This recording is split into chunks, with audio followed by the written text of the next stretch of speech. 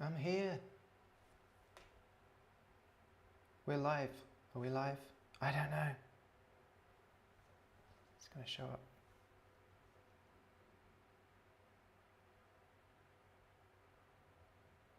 Oh, okay. So YouTube has a massive delay. That's okay.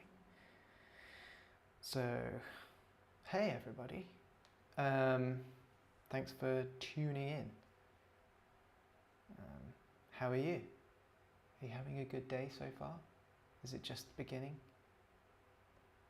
Is it coming to an end? Let me know.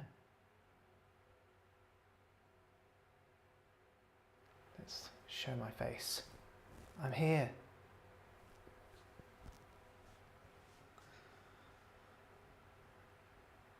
I'll get used to using all the tools properly. I'm trying to set up so many new things. Let's see, can I do this? Yeah.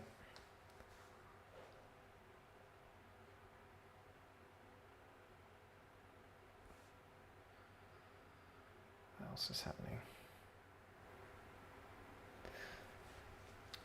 Okay. So I said that I wanted to get straight into it today because I haven't got a lot of time. And if you joined on Sunday or you watched the video that's on YouTube from Sunday, then you'll know I was working on a little project, side project, and I want to continue that. Basically, I had a bit of a stumbling block on Sunday, and I'm going to pick it up and carry on because I got over that, thankfully. So let's see what we can do. Before I get into that, I just want to go through a few quick things. One is Aaron Francis's course. It's great so far. I've seen maybe 6 lessons. I haven't had a lot of time to watch it. I want to binge, but I haven't had time. If you haven't seen it, Aaron Francis did a course on screencasting, and he's got it on a site called screencasting.com.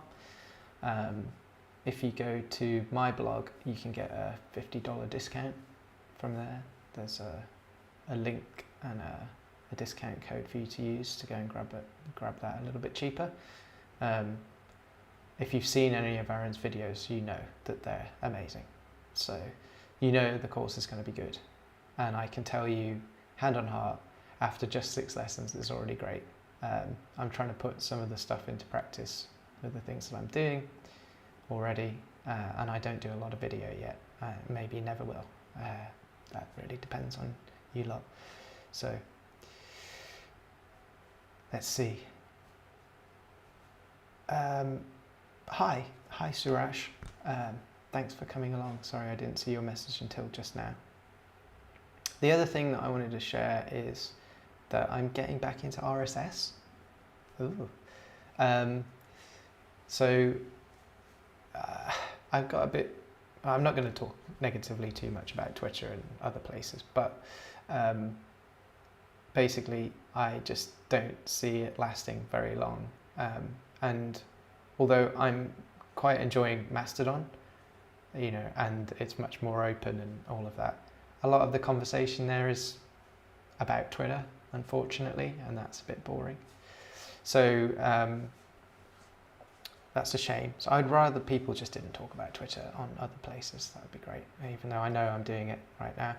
But that's led me to get into RSS again and looking for alternatives to, I used to use Google Reader. Well, obviously that was going to disappear. There's a great service that's been set up by Joe Dixon called Feed, F-E-A-D, which I'll send in the chat, which you should sign up for because I think that's quite cool. And yeah, oh, hi Ryan, hey, nice to have you again here, watching, judging, hopefully not judging. But yeah, your feedback is always welcome. Try Feed out, it's very cool. And if you've got an RSS feed of your own, if you write articles or anything you want to share, ping it to me on Twitter, on Mastodon, or here, and I'll subscribe, because I just want to start following people more directly, I guess. And there's a few other things I've been looking into as well around that space, and yeah, it's interesting. So cool, jump on that. I've got my feed as well, so you know, if you want to follow what I'm writing, you can do that. Link is on my website.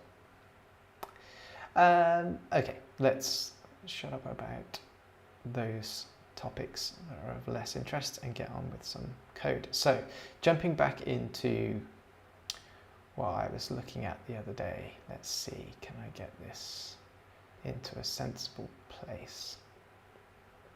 Let's get rid of that.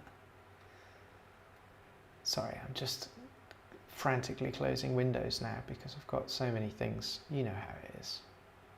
I just need to quit this. Close that, close that, close that. Get the thing open that I actually cared about. And then I can start sharing with everybody again. Yeah, that can go away as well. It's a bit sad, isn't it? Why am I not more prepared? Well, let's go with, no, we can delete that. Right, let's get this so that you can see it.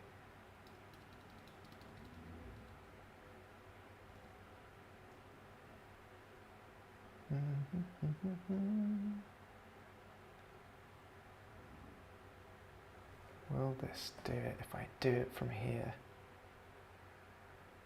Bam. Oh, that worked. And then if I do this, I'm back. Cool. Okay. I don't know if that's going to follow my face very well. I need to kind of sit in the middle. iPhone, please follow me. Okay, so quick roundup. On Sunday, I was setting up this side project that I've been working on. I've called it Spread. This is, I started using a service called Plaid, so my demo site just was called Plaid.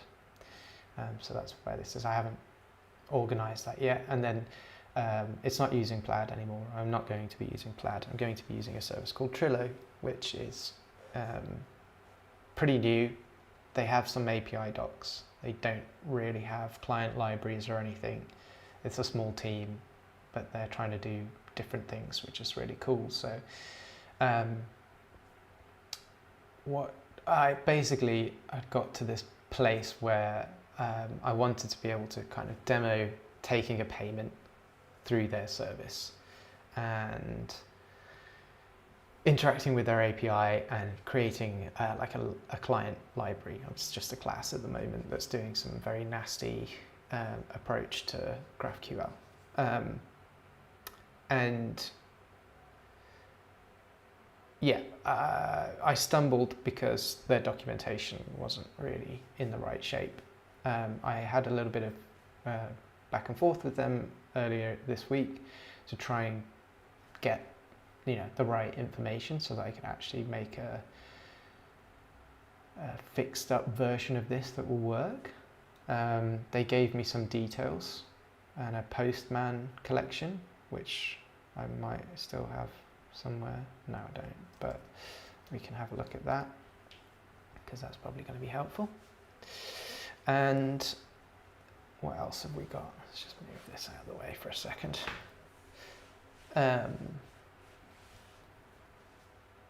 Cool. Yeah, so some of this stuff kind of worked.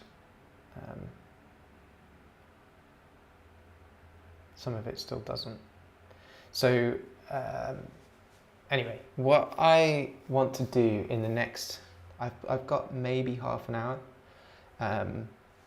probably less to be honest. So the goal right now is to create a payment link, get that back, and then be able to present that to the user, or like redirect the user to that payment link. And we'll see, this shouldn't take very long, but where we got stuck before, basically this endpoint wasn't right. It was missing this GraphQL part. And then some of the actual GraphQL that I ripped from their documentation wasn't correct either. So it ended up missing a bunch of statements and appropriate syntax and things. So now that's in the right shape. So yeah, sorry, I did all of that when I found out to test that it was working. And it does. So what I want to do at this point is exercise it properly, which I didn't pipe up. So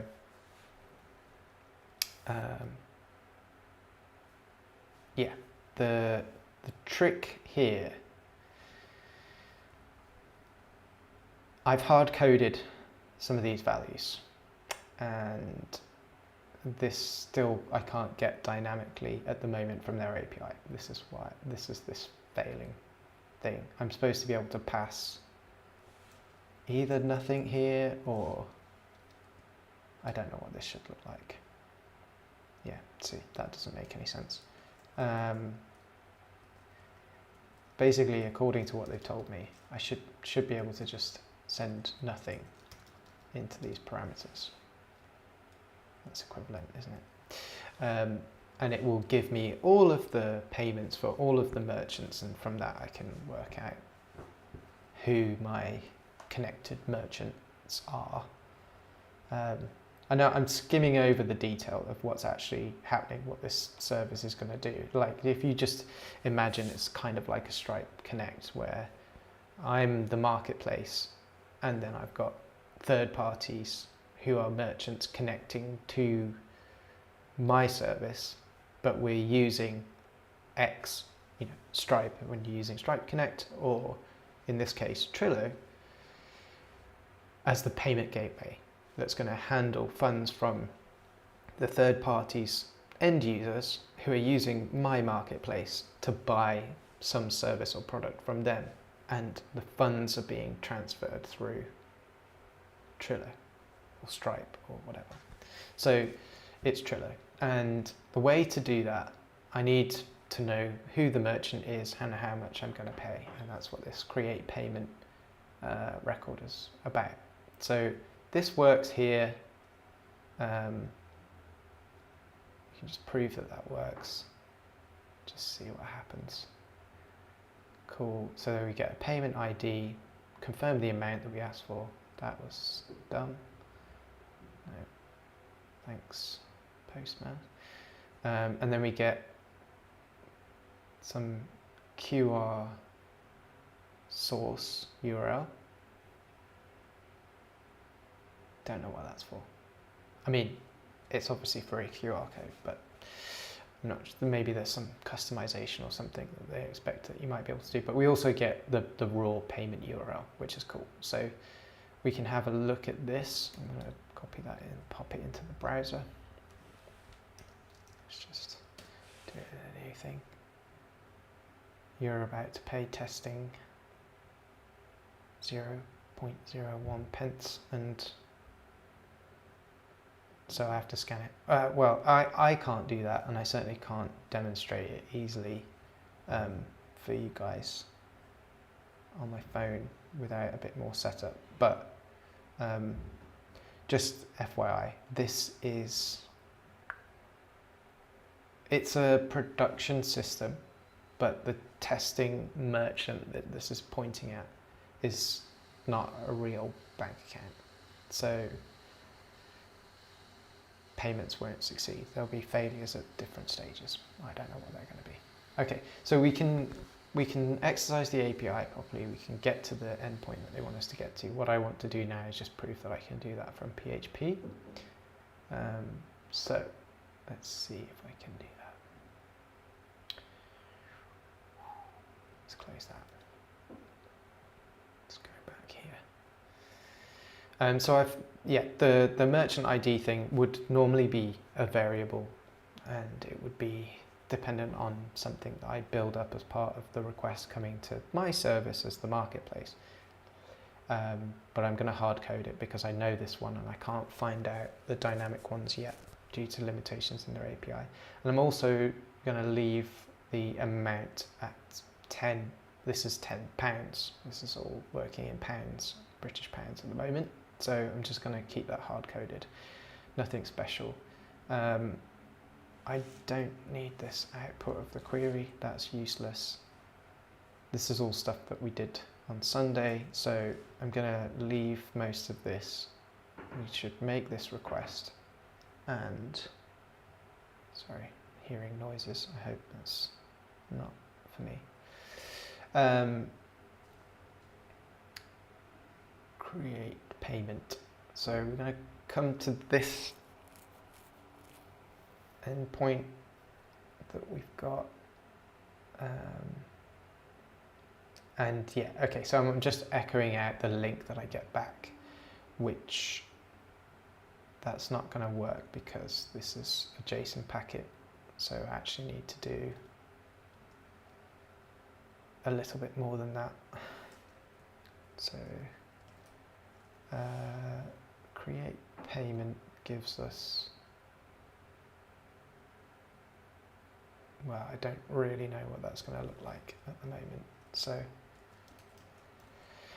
maybe let's just, remember I'm not in a Laravel or anything world, so I haven't got a lot of the tooling that I want because I just threw this together over the course of about 24 hours back in January. And I haven't ported it over to anything else yet.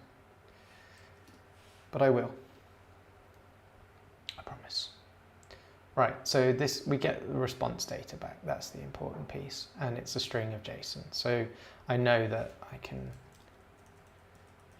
I'm just going to be really blunt and naive. But I'm just going to force it to be an array. And then refresh, get a new link. I don't really care if these are repetitive and things. Why is that still a string? Oh, because I've JSON encoded it, not decode. That's silly.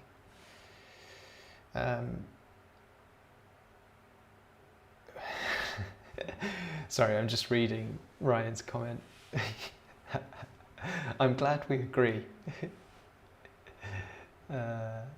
And we'll get into that in depth on another occasion because, in fact, we should talk about that together because I think that will be a good conversation. And if you want a little bit of a hint at what that conversation might look like, you can watch my previous stream video. I don't know at what point it is, but I basically go on a bit of a rant about GraphQL. So you can enjoy that if you're not into GraphQL. If you're into GraphQL, I'm sorry in advance. Okay, anyway, so we've got array of data. Data is an array which then has, and I want payment URL. Ugh. Okay, so I'm just going to go header location. In fact, let's do it that way. And we know I'm going to extract the payment link from this array here. So it's data. Again, just being super naive, happy path, don't really care about failure scenarios at this point in time. So yeah, let's just redirect straight away. Let's not do any interstitial things. Oh, that's terrible. Cannot modify headers already sent. Well, that's silly, isn't it? What have I output? Is it because... Oh, I don't know. Is this... Maybe I just need to exit. Undefined array key. Payment. Oh, it's because of the warning. That's why it can't. Why is it undefined array key? That's that's kind of annoying, isn't it? So now I do have to think about it. Let's just do payment.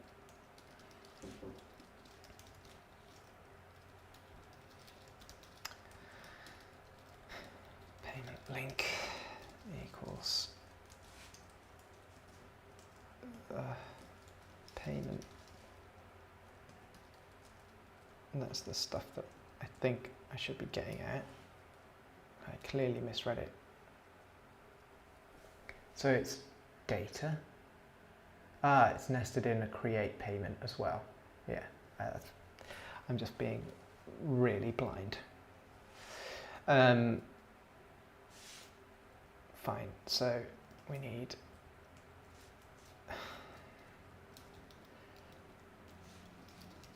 this unnecessarily verbose output. And this should, yeah, £10. Okay, and just to kind of prove that that is working, I'm going to start it's working dynamically and I can adjust it. I'm going to start passing in some variables here. So I want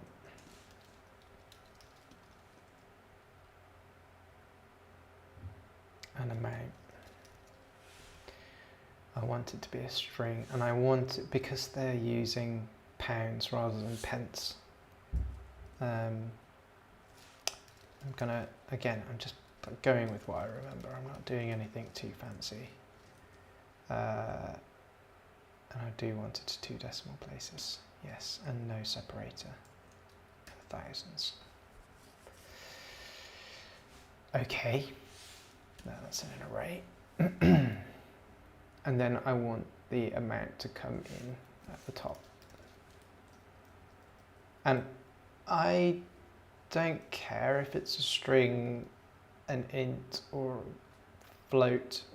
I could be explicit about it being, you know, those things. In fact, probably should, right? Because I don't want it to be some object that I don't know how to cast into a string. So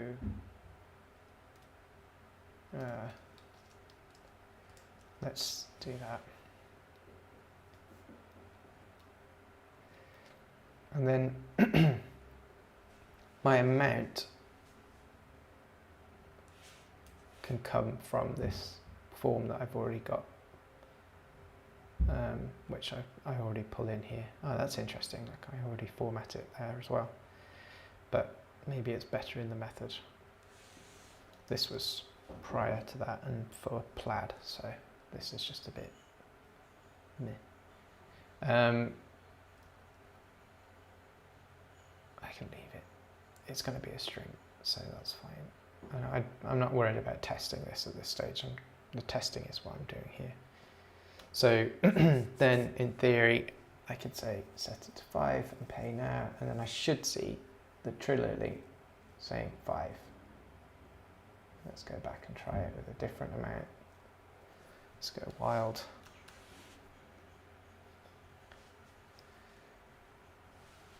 Fine, cool, that's good.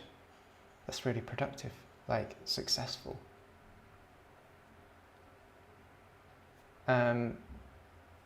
So the thing that I can't do here, because this recipient of these funds, the merchant that I'm trying to communicate this payment to, is not a real account. I can't test it at all. Then there's no sort of sandbox at the moment with this service, so I can't even do like a fake payment that goes all the way through the process right now. So that's a bit of a stumbling block. But what I could do, they did send me a way for me to basically create merchants, but the form is a bit of a longer process. So I don't want to go through that now. Basically, it's going to take me maybe 10 minutes to complete the form and wait for their system to pick that up and create the merchant account and then send it to me. And so whilst that process isn't ideal, I'm going to wait and do that offline. And then, so I'll be able to come back and do a real payment, and then I'll be able to test like this process end to end. The good thing is so far, they're not going to charge me any fees for making payments. And I could, in theory, sign anybody up for this. So if you're happy to sort of bear through the process of setting up your account with them, as a connected merchant to me and my marketplace that doesn't exist yet, we could test this out. And I could create pages that could send you a payment. And that should work in theory on basically any kind of UK bank account. So you provide Trilo your bank account details, just like you would give it to Stripe so that they can pay out. And the difference is that instead of funds going into like your Stripe account and then, what do they call it? Can't remember the name for it. When they flush those funds out to your bank account, the open banking, which is what Trilo is about, payments, they go straight to your bank account. So instead of it sitting with them for a few days, a week or whatever, or risking being held by them for who knows how long, this will actually go straight to your account. So that's kind of cool. I think it's powerful. That's something that I want to explore with this project. But the other side to it is they're not charging me any fees for any of this right now. And you know, I think their plan is ultimately some kind of subscription fee rather than per transaction fees. It might be a combination of both. I don't know. I can't really comment on that at this stage. But when you consider that for card payments, your baseline is like 20 or 30 pence anyway per payment, plus a percentage of the actual payment amount. This is a really interesting proposition. There's some of the UX things here, you know, this scanning a QR code and all of that, which I'm not too sure about. I think it might be a bit nicer at this step if the user was just taken to the form that they're going to see on their phone. Like when you scan this, in fact, I wonder if I can. Does anyone know how to scan a QR code in the browser? How do I do this? I know I can create a QR code. I just want to scan one. Is there a module for this?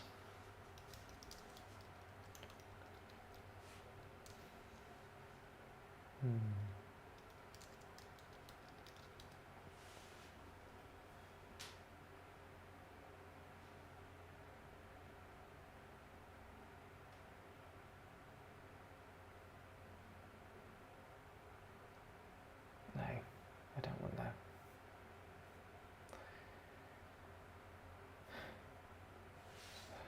Plugin. No. QR code reader. Read QR codes on the current page.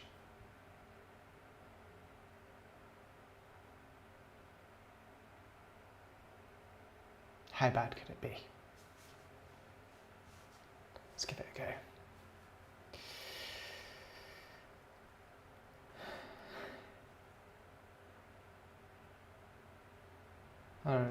That's interesting. So I'm drawing attention to this, which is not really that helpful. Look, and now that's shocking. Google. If I'm screencasting, recording or anything, you're showing my email addresses onto the whole thing. Now, I don't know. That's diabolical.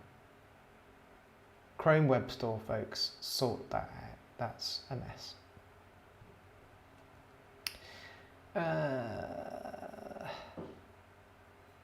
What on earth is this? Did this install anything? Yes, and it's come to a page, click the icon, blah blah blah. Okay, let's try.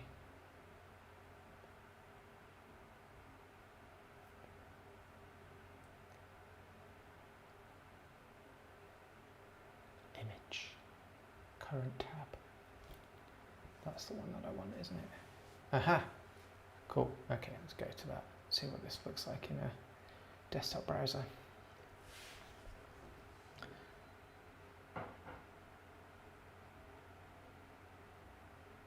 That's because I'm logged in to Trilo. Is that account? Let's see if it works separately.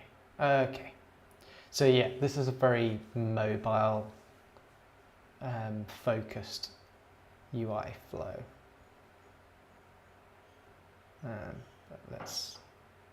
But that is not, I didn't press anything. Oh, goodness. I didn't enter an email address, but it's let me skip somehow to this part. And then I think this is going to fail. This is just going to keep buzzing. I was getting that on mobile as well, FYI. This is not necessarily just because it's on desktop and can't find a Monzo app or something. I mean, we could look and see. I don't think this is going to be very useful.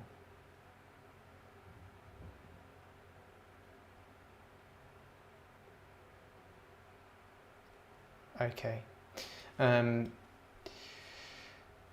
This seems to be because the account that this merchant is created with, the bank account details that I've provided are false, basically. So there's no real account, and whatever checks they've got in place before they forward you to take a payment are blocking this from going forward.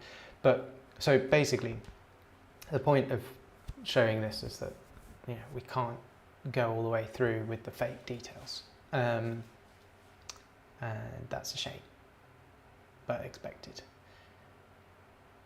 And it's okay, like the UX is not great in my opinion. I would like to stay on desktop if I'm on desktop. I don't want to jump to my phone. But a lot of the open banking payment stuff relies on you having the native app for the bank in question on the device. Like, they don't really want you to forward through to an online banking page on a web browser for various, I'm not sure if they're valid, but security reasons. And so they'd rather you use the app on your phone, which is a bit of a shame. But we're mostly used to that now, I think. Maybe that's okay. Maybe people will be comfortable with it. Maybe this just isn't for consumers at the moment. Maybe it's for other things, but we'll see. And this is quite nice as well. Okay, so whilst that's happening somewhere else, they're waiting for it to finish and then they're going to carry us back. So there's a whole bunch of like follow-up stuff that's not here yet, like what happens when the payment process is completed, which page do they go back to, and how do we track that? But in theory, I should be able to then call this other endpoint, which is getting the payment info for a payment. So imagine that the payment's been done and it's been completed, and then the request back to my service includes the payment ID somewhere, or we've stored it before we sent the user off. I think it was included in the response to the create, wasn't it? Yeah, so let's take this one as an example. and pass it into